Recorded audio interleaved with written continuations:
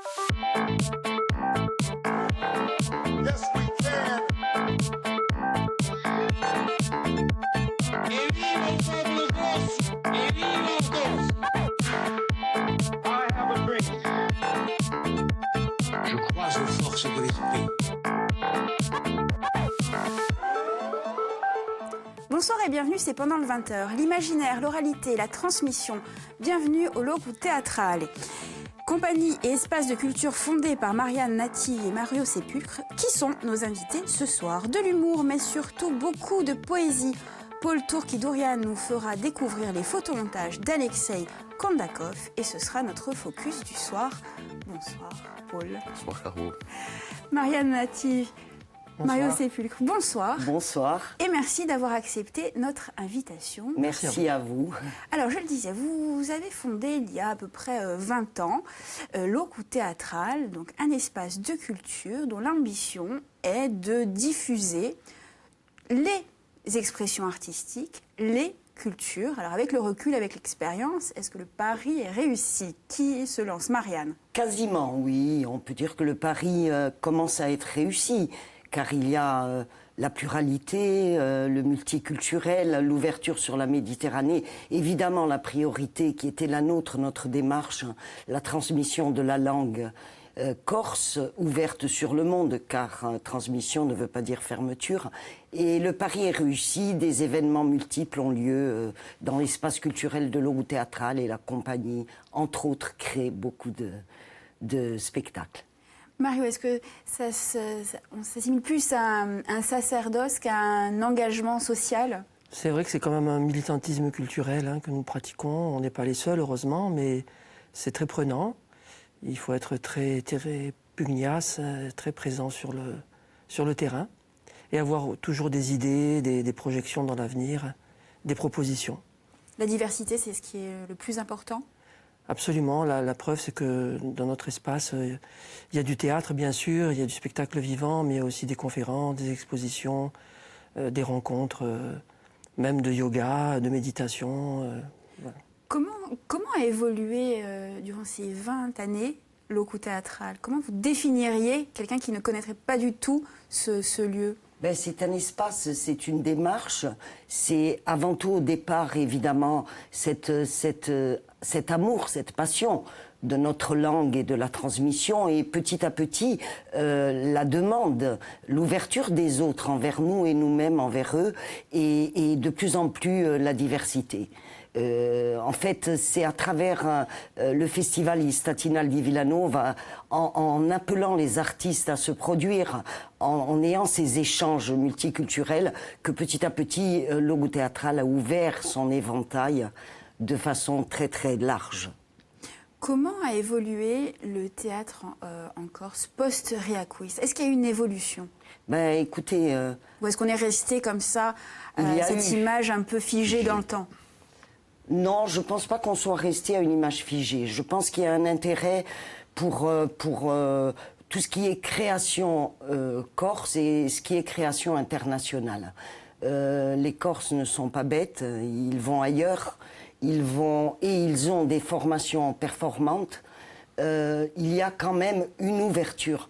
Il est évident que moi, lorsqu'on me demande « mais il n'y a pas de tradition théâtrale en Corse », j'y réfléchis, il est vrai. Il n'y a pas peut-être de tradition théâtrale en Corse, mais malheureusement ou fort heureusement, il y a l'origine même du théâtre antique, il y a les tragédies que nous connaissons et le côté comique, scherzoso, qu'on a chez nous. Donc il y a à la fois Shakespeare et Molière, Shakespeare et la Commedia dell'arte. Comment créer à partir de là, si ce n'est des œuvres à part entière? Et ensuite, il y a cette ouverture de notre théâtre, en général insulaire, sur les auteurs du monde entier. Donc, il y a quand même une évolution. Mario, sur le théâtre comme un art vivant, est-ce qu'il a les moyens, ce théâtre corse, d'être un art vivant? Ben, on est passé un peu par tous les états. On a commencé vraiment avec des petits bouts de bois et on faisait vraiment du militantisme culturel pur et dur au niveau du théâtre. Les choses ont évolué très lentement, très lentement. Rien n'est garanti quand même, malgré tout. C'est toujours un combat quotidien. Le théâtre en langue corse, quand on a commencé, nous, dans les années 90, on était vraiment des extraterrestres. même s'il y avait eu l'épisode de théâtre paysanne avant nous, fort heureusement. Aujourd'hui, c'est quand même heureusement, rentré dans les mœurs un petit peu. Mais il y a quand même toujours cette barrière de la langue qui est quand même encore difficile à appréhender pour le public, qui crée un blocage, il faut le reconnaître. Donc on s'y emploie, on essaye de trouver des moyens de casser la glace par rapport à la compréhension de la langue. Oui, il y a l'inquiétude de certains. J'ai entendu dire dernièrement, et ça m'a interpellé, il y a eu le reacuistu. Y a-t-il maintenant le disacuistu? Et ça, c'est une grande question. Paul, peut-être un avis sur la question? Oui, non, moi, sur le reacuistu, j'ai une vision qui ne plaît pas toujours. Moi, je pense que c'est quelque chose qui a été, certes, fondateur et éminemment utile, mais qu'il faut savoir abattre les idoles et qu'à un moment donné, il va falloir le dépasser. Alors, le dépasser, ça ne veut pas forcément aller dire chercher ailleurs ce qu'on ne trouve pas en Corse, effectivement, les réadaptations, comme on voit parfois de tous les grands auteurs classiques, mais peut-être, effectivement, provoquer la création corse en langue corse. Et je pense qu'après, le public viendra forcément à la langue. Effectivement, il y a toujours cette barrière linguistique qui fait peur au public, qui fait peur même aux élus parfois, qui fait peur à tout un tas de gens, aux financiers, etc. Mais je pense que c'est en forçant justement la création elle-même corse, parce qu'effectivement, on a un terreau culturel qui va de la tragédie grecque jusqu'à Shakespeare, effectivement, ou même d'autres plus contemporains. Je pense qu'en forçant un peu, on peut y arriver. On voit, il y a même des œuvres de Biancarelli, par exemple, qui sont plébiscitées au théâtre. Oui, Hein, 51 Pégasi, d'ailleurs. voilà, ou au Carnivali d'Igor Ribersi. Bon, sur Tanac, j'ai un peu plus de mal. Mais voilà, donc je pense qu'à un moment donné, il faut quand même forcer la machine. C'est surtout au niveau de la langue. On le voit parce qu'en plus, il y a une demande. De plus en plus, une demande. Oui, Voilà, vrai. il y a une C'est demande grande demande. il ne reste qu'à nous à la satisfaire. Effectivement, proposant à la fois de la qualité, des choses qui sont modernes, et pas faire comme le reacuistu qui sait réapproprier certains codes, je dirais un peu exotiques, comme ceux de l'Amérique du Sud. On en parlait hors plateau. Tout à fait. Mais effectivement, d'essayer de produire des choses qui soient assez originales ici pour être universelles. Justement, c'est ça la question. Est-ce que malgré la langue, ou grâce à la langue peut-être, est-ce que le théâtre corse peut tendre à l'universel? Absolument. Je pense que le théâtre corse, avec la langue, touche à l'universel. La langue elle-même, mais comme dit monsieur, avec cette modernité, cet ancrage dans la modernité. On ne peut pas y échapper. Nous sommes en plein air des technologies nouvelles. On ne peut pas y échapper. D'ailleurs, la dernière création avec Saverio Valentine n'y a pas échappé. Lui-même, Saverio a mélangé du Tiam et Risponde avec des jeux vidéo. Ben, c'est la réalité. Que va devenir le Tiam et Risponde aujourd'hui si ce n'est ancré dans la réalité de la jeunesse d'aujourd'hui? Donc, il faut travailler avec cela et je pense que c'est ça l'avenir. Le risque, ce serait quoi? Que le théâtre corse reste en Corse, finalement? Mario? Alors nous avons essayé d'exporter le théâtre en langue corse à l'extérieur notamment. Bon, c'est très difficile pour des questions purement financières, hein. C'est vite réglé malheureusement. Mais l'impact est toujours très bon, même sur des gens qui ne maîtrisent pas cette langue. On l'a vu à Avignon plusieurs fois. Il y a quand même un imaginaire, on ne s'en aperçoit pas nous, mais un imaginaire qui est véhiculé par la langue, par notre corps, par les déplacements, par les mises en scène. Et les gens captent cet imaginaire qui est un peu original. Après, il faut dire pour la langue aussi, on a quand même énormément de régions ou de pays dont la langue est issue de langue romane. Donc effectivement, au niveau linguistique, Oui. on a, je dirais, une Oui, porte on a ouverte un acte, il y a sur des le. passerelles, Il y a des évidemment. passerelles monumentales au niveau de la langue. Absolument. Voilà, en Italie, en Espagne, dans le sud-ouest de la France. Bien sûr, en Catalogne. En Catalogne. La surprise que nous avons eue il y a des années, j'en parle dans mon One Woman Show d'Adzez, c'est d'aller au Maroc et de jouer un spectacle tout en langue corse. Avec quelques incursions de français par respect pour eux. Et ils ont ri tout le long. Ils ont saisi de quoi il s'agissait. Donc il y a quand même, je ne sais pas, dans le corporel de cette langue, c'est vraiment un spectacle vivant. Je pense que la langue corse, ça n'est pas pour rien qu'elle est enseignée et qu'elle est autant demandée dans les écoles bilingues, puisque les écoles bilingues sont demandeuses de théâtre en langue corse. Alors, l'Oku théâtral, ce sont aussi des créations, des adaptations, des reprises en français et en langue corse. On vient d'en parler. Qu'est-ce qui est le plus stimulant, le plus intéressant à faire? Est-ce que c'est de partir de zéro ou d'adapter? Je pense que Marianne pourra en parler mieux que moi, mais le but de l'Oku théâtral, c'est d'avoir fait des créations.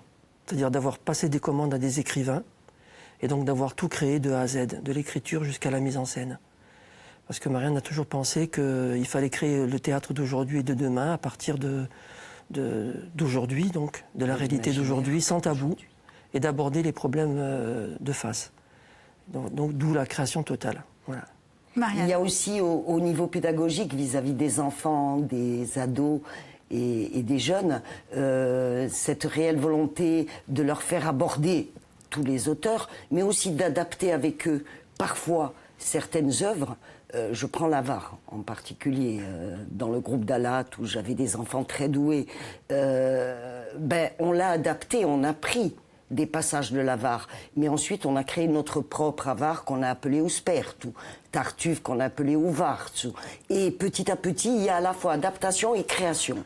Et les enfants là-dedans ont un passage totalement libre où eux-mêmes vous proposent d'adapter de telle et telle façon et ça devient une création. Pédagogiquement, c'est très intéressant.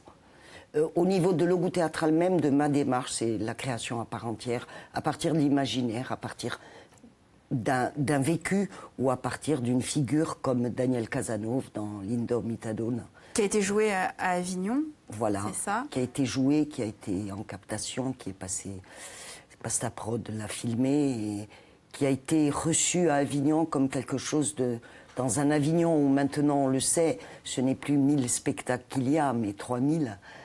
Dans un Avignon où il y a de tout, ça a été reçu comme quelque chose de très actuel. Sur, évidemment, ce que l'on redoute le plus et qui existe, la montée du fascisme. Et donc, des extrêmes, bien sûr. Voilà.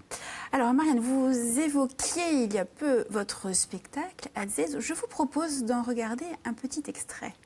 Où c'est qu'il est le public? Il doit être au théâtre. Où c'est qu'on est? Dans le théâtre.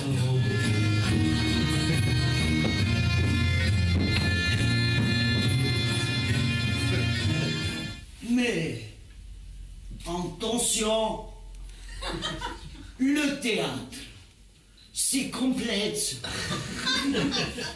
Très complexe. O teatro di ricerca. E chi cerchi tu? Hai trovo!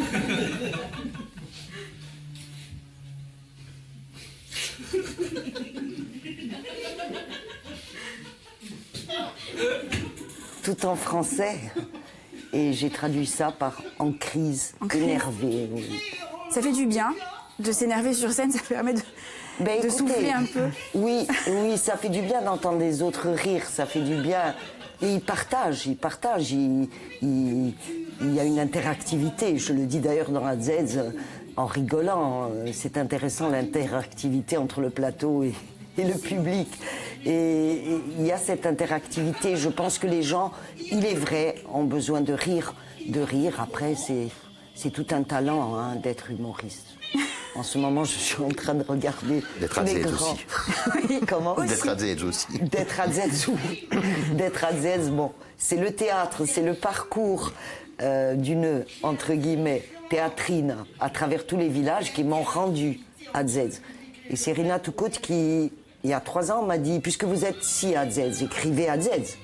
Et voilà. Tant qu'à faire, autant mettre à profit. Voilà. Énormément. Ça, c'était pour votre création. Vous, Mario, c'est plutôt la peinture. Oui, bien sûr, c'est sûr. Mais j'ai collaboré avec le théâtre, bien sûr, à travers la scénographie, des décors, etc. Mais c'est quand même... Votre premier mode d'expression, c'est la peinture. c'est l'art pictural. Absolument. L'art pictural et l'art de la fresque aussi, murale, donc. Voilà. Donc c'est pour ça aussi que j'ai pris des initiatives à travers le goût théâtral pour élargir le spectre de nos prestations. Et c'est pour ça qu'il y a des expositions, il y a des ateliers modèles vivants, il y a des conférences d'histoire de l'art aussi. Voilà. Pas de nu. Hélas. C'est juste pour ma transition, en fait. Oui, bien sûr. Parce qu'on reste dans l'art Allons, pictural. calmons-nous. Avec Paul Tourki-Dorian qui va nous présenter, donc, aidez-moi. Alors, parce que Didier j'ai de peur du nom. Jordan ou le faux, que l'on appelle plus volontiers Alexei Kondakov, qui est Exactement. un jeune Ukrainien, et l'Ukraine n'est pas que connue pour son territoire de guerre, ni pour ses prestations particulières. Donc c'est un jeune homme de 34 ans qui est directeur artistique au départ, qui gérait une station de e-gaming sportif. Jeux en ligne. Jeux en ligne, de foot, etc. Électronique. De tous les sports, exactement. Et qui en fait est designer web de formation. Et un jour, en voyant un tableau qui s'appelle Bacchus sur son trône, un vrai trône, s'est dit, tiens, si Bacchus arrive à boire un coup sur un trône, pourquoi il ne boirait pas un coup dans une rue de Kiev? Et de là, il a pris son Google Nexus 5, je ne fais pas de pub, et il a commencé à prendre en photo des zones urbaines de Kiev et à intégrer des morceaux de peinture classique à l'intérieur. Donc on retrouve des Vierges Marie dans le métro, des tableaux pré-raphaélites dont les personnages sont extraits pour être, par exemple, à une terrasse de café. Voilà, ça c'était son exposition. Alors sa première exposition numérique s'appelait The Daily Life of Gods, donc la vie quotidienne des dieux. Et j'avoue que il a fait fureur sur les réseaux sociaux. Alors souvent, on le voit même partagé sur Facebook ou retweeté sur Twitter, sans pour autant qu'il soit cité. Donc je voulais lui rendre un petit peu sa gloire, entre guillemets, modestement, puisqu'on le voit souvent passer, etc. Et il produit énormément. Donc sa première série Daily Life of Gods est sortie. Là, il a sorti une autre prestation sur les rues de Naples, qui s'appelle, je vais le retrouver tout de suite, New Napoli Project. D'accord. Voilà. Et il travaille aussi sur la production d'autocollants sur le modèle, je dirais, des grimoires du médiéval pour les panneaux de signalisation de sa ville. Alors lui, il est parti de tout ça aussi parce qu'il disait quand j'étais gosse et que j'allais au musée avec mes parents, je m'ennuyais, pour pas dire autre chose, à crever. Et aujourd'hui, j'ai rendu plus amusant l'art classique. Donc il marche aussi sur le numérique. Il pourrait très bien le faire par la peinture, mais il dit que ça évite de gâcher de la peinture pour rien. Donc voilà, c'est un rendu qui est magnifique. Il y a une sorte de croisement entre la tradition et justement la modernité. Il y a le classique et l'urbain. Il y a un peu une forme de mythologie. Et on a l'impression d'assister à des apparitions, presque des théophanies dans les rues de sa ville. Et franchement, c'est à voir. Et il faut lui rendre un peu hommage aussi. Même si c'est quelqu'un qui ne travaille pas de manière traditionnelle et noble, on dira, qui travaille sur les photomontages avec Photoshop, enfin bon, tout ce qu'on connaît de logiciels de montage. Et voilà, donc c'est un petit clin d'œil à lui et à Didier de Jordan, qui parfois s'essaye au montage aussi, de manière plus ou moins heureuse. Voilà. Donc on rappelle le nom de l'artiste quand même, Alexei Kondakov. Kondakov, tout à fait. Mario, vous connaissiez, peut-être pas l'artiste, mais en tout Non, cas je connaissais pas l'artiste, j'avoue. le principe de mélanger... Oui, bien sûr, c'est un principe hérité du pop art un petit peu quand même. Un peu, oui, malgré tout à fait. À la base. Après, c'est plus ou moins heureux. Bon, j'ai hâte de voir ce que ça donne. C'est vrai qu'il y a un grand questionnement aujourd'hui en art, effectivement. Il y a un retour, ou en tout cas un début de questionnement sur l'art ancien. Comment on peut se le réapproprier. Enfin, en tout cas, c'est mon cas. Moi, ça fait déjà presque 30 ans que je me pose cette question. C'est une question qui est récurrente aussi chez les pré-raphaélites, justement. Tout à fait. Voilà, c'est la réappropriation de la tradition pour la moderniser à toutes les époques à peu près. C'est ça. Puis je pense que c'est une forme de réponse aussi à l'hypermatérialisme que nous vivons. Et se replonger un peu dans une période où la transcendance était quand même à l'ordre du jour, ça fait du bien. Puis aussi la volonté, je pense, de populariser ce qui est souvent la propriété d'une élite, enfin d'une caste en tout cas, un peu comme la langue justement. Aussi. Il faut la rendre au peuple parce que comme l'art, on doit le rendre au peuple. Et je pense que la démarche c'est ce que certains essayent avec la musique classique aussi, ouais, tout en à fait. décloisonnant un petit peu les... Qui s'approche beaucoup du métal. Hommage à Philippe Perfetti. Décidément. Et à Doumenado. Tu vois, là, c'est l'émission clin d'œil. C'est l'émission clin d'œil, ils sont tous sous la table. Là. Voilà. Ils vont sortir en caméo comme ça. Est-ce qu'ils vous ont payé? Oui, en liquide. D'accord, Voilà, très ça bien. trace. Je vais y penser. Sur mon compte suisse. Bien sûr. Très bien. Est-ce que la réappropriation, est-ce que l'évolution passe également par la technique ou la technicité? Là, on voit, ce sont des logiciels. Logiciel, téléphone portable. C'est du numérique, au ouais, clair. voilà. Est-ce que ça passe par ça aussi, ou est-ce que c'est cet dénaturé Cet artiste a choisi une technique hyper moderne.